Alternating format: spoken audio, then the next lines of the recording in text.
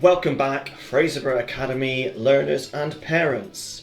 Here we are, we're back in our online learning mode, and we're delighted to say that we've got some news. We're looking forward to seeing you all back after your Christmas holidays, extended as it was, back on your Microsoft Teams and back on your Google Classrooms. Linked on our website and also on Facebook and Twitter, there's some information that you need to have a look at. First of all, there's a big PDF with some interactive buttons, and that PDF is called Our Learning Plans for January. What this is trying to do is trying to signpost what you need to do is if you're stuck or you're not sure what to do, and also to help your mom, dad, or whoever's at home help structure your day. The biggest news is that we will be following our timetable. We listened to both students and to parents, and what we heard was, compared to last time, one thing that young people and their parents wanted us to change was about having a bit more structure in the day. So that when you got up in the morning, you had a good idea and a really clear way of deciding, this is what I'm going to do first and this is what I'm going to do next. And you know what we normally call that is a timetable. So that's what we're going to be doing first, and we'll talk about that in a second. So what that means is that your teachers and your classes will be active and communicating with each other at the same time of the day as if they were in school. Which is great, because it means we all know what we should be doing at any given time, and that our day is structured, so you've got the right amount of time off and you've got the right amount of time on. So if you're lost, look at the PDF or just head to your Google Classroom or Teams for whatever lesson you'd be having at that time in the day. Okay, so that's a good port of call. You all know your timetables by now, so you'll all know where to go first. Other bit of news is on Monday, Mrs. Sharp would like to welcome you all back with a live assembly. We're going to do that through a Teams live event, so that means that parents, you can join us as well.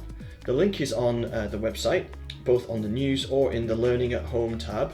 That is going to be the first port of call if you're ever stuck about what to do, is on the website Learning at Home.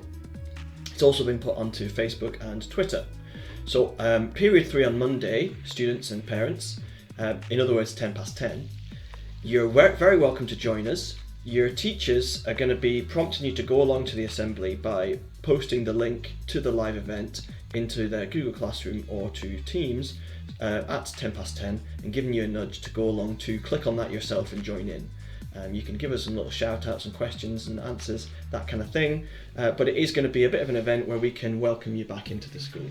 So that should be great. I'd like you to take a minute just now to actually look at our plans for how we're going to learn online. So this bit of advice page is to really give you a clue.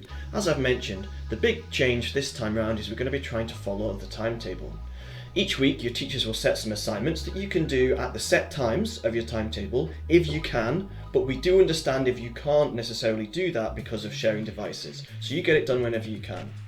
There's also, we're going to try and do a little bit more liveness with our online lessons by interacting with you directly in the moment by either typed ways or spoken feedback, maybe some verbal discussion at times, or even video chat if it's appropriate to the learning environment. There's some advice down the middle. Don't forget each day you need to register in your Teams register class and follow these steps. So you think, what lesson have I got first? I know I've got an art, so I'm going to click on the art button. That tells me which platform is it, so Google Classroom up at the top, and it also tells me a little bit of a clue about what type of learning I should expect when I get there. So this is a real help mums, dads and people at home for you to know what your young person should be doing throughout the month of January depending on their subjects. So there's the technical part to do with graphics and so on, engineering, and if ever you want to go back to the menu, just click anywhere, menu page, and it'll take you back and you can navigate to the next one. So where should we go next? Let's go to maths. So maths is a Google Classroom faculty, and they have given you clues there about formulae and Pythagoras and all that that's going on this term. Let's go next. Let's have a look at health and well-being. So that's HE, PE and RMPS faculty. So HE is a Teams subject, they use Teams. You could have a look at PE, and they are mostly a Teams subject. Again, it's telling you what to expect when you get there. If you want to go back, of course, click the menu button. So all this works by opening and downloading the PDF by following the link. So here's science. On the whole, this is a Teams faculty. And that, folks, is how we operate on our online learning. So I hope that tool is really useful. As I say, it will live on the website. It's also available on the link on Google Drive. I strongly recommend you download it so that the buttons are interactive. And I really hope that that helps parents and young people structure their day. Next up, we've got our online code of conduct. Mr. Carlin's been working really hard on this along with Mr. Mackey and Mrs. Murray in terms of making sure that when we are operating online, we are holding each other to the same expectations as we would in school. What does that mean? Well, it's our 3 rules. It's ready, respectful and safe. And this online learning code of conduct is a reminder about ready, respectful, safe. What does that mean in a school online context? So the post-it note there is telling us what we really mean. What are our expectations of each other when we're learning from home?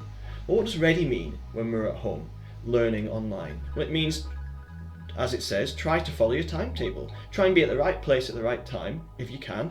We do know that people are sharing devices, so if you can't necessarily get to your timetable class at that time, by all means do the assignment at another point, leave a little message. Your teacher will give you some feedback at some point in the week, but obviously you'll understand that they might not be able to answer your question right there and then if it's not at the timetable time, because they may be working with somebody else, or it might be the evening when they're getting their well-deserved cup of tea in the afternoon.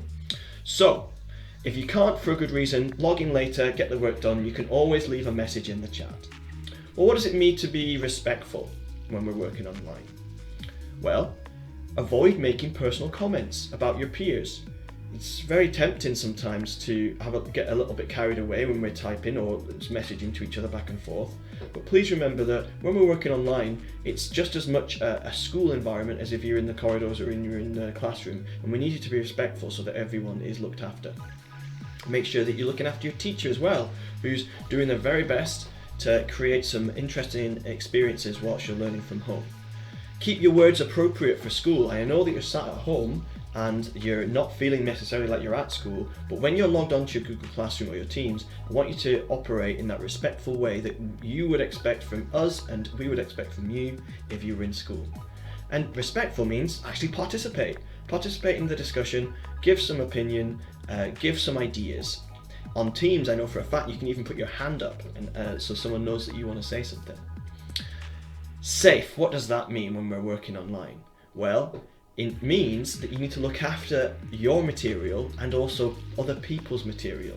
Now, everything that we do is behind the safety net of the Glow password firewall. What that means is that everything that we do is all protected by logging into Glow.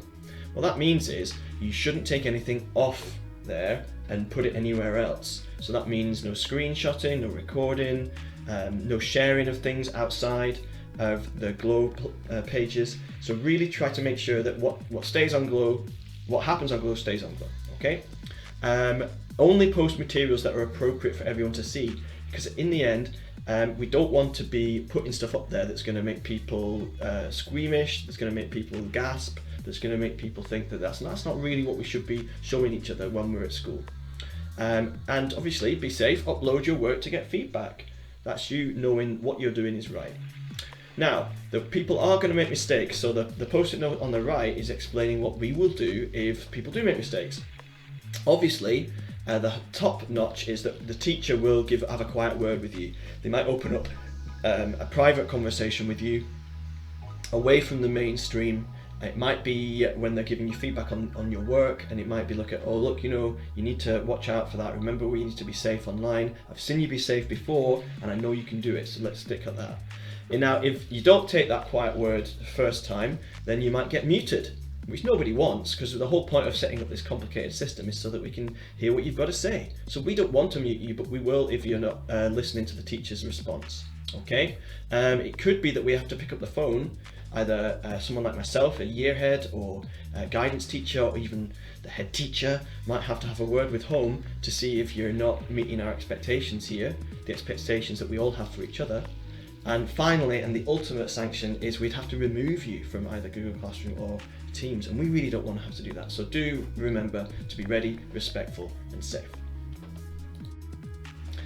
The next big bit of news is for the senior phase, and that is a bit of an obvious one here, that as during this next step of lockdown, we won't have Nescol open for you to visit on your Nescol lessons.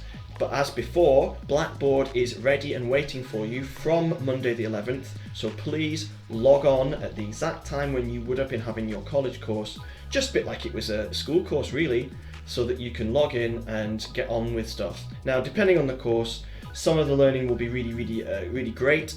Other courses, it's not going to be as good as being there, we know, so do your best, log in, have a look to see what's going on, say hi to your tutor. Sometimes you might be invited after a short bit of work to get on with some work for your other courses, that's fine, depending on which type of course it is. So some of the courses don't work so well online, and we appreciate that, but please show willing, log in, say hi, do the bit of work that you've got, and then maybe crack on with something else to do, or go and get some fresh air. Otherwise, check out Blackboard. If you've got any concerns whatsoever about how to get onto Blackboard, please message Lisa, who is ready and waiting for you, and her contact details will be available on your Teams channel registration. Okay. Finally, a reminder about how we go about doing registration when we're at home. Every morning we're inviting you, please, first thing to do when you log in is go to Teams and say hi in your registration class. All classes have got a Regi class, and this is a way for you to be able to let us know that you're okay, you're safe and you're well. And we're going to do that through Teams. Now, if you've not got Teams set up on Glow yet, you can add it as a tile, because you might have only been using Google Classroom. So you can search for it, type in Teams, and there it is. And we click on it and we say add to my launchpad. I've already got it on mine, so it's saying remove, and then it will be visible on your launchpad. So once you've got Teams there, you click on it, and then as you can see, I've got mine all listed on the left. You might have it as tiles. You find your Regi class team, which will say something like 3M1 Regi or 1M1 Regi, and you go to registration channel. And we need you to write a message. It's not okay just to do a thumbs up on somebody else's message. You need to write your own. So it could be a hello, it could be a happy new year, you could leave a picture like a meme that's making you laugh at the moment. Again, remember to be ready, respectful, safe. But otherwise, it's just a nice way of saying good morning. Your Regi teacher will be on and your guidance teacher. So you may get a little bit of news on there as well. So I myself and the other year heads will be firing news into the registration channel if we've got anything for you. We will try and keep up with some assemblies for you, so you'll get news that way. But essentially the registration channel is your main channel for news in the morning and for saying hello. So please make sure you do that. What happens if we don't? Well, if we don't hear from you on your registration channel for a couple of days, then what we'll do is guidance will be picking up the phone and calling home just to see if you're okay, because that's going to be the registration channel. It's going to be our main way of making sure that you're okay and you're safe and you're well. Okay, thank you for listening, and I'm really looking forward to seeing you all Monday morning with Mrs. Sharp. You'll have had your first lesson of the day, which will be period 1 and 2. And then after that, we'll be seeing you in the live event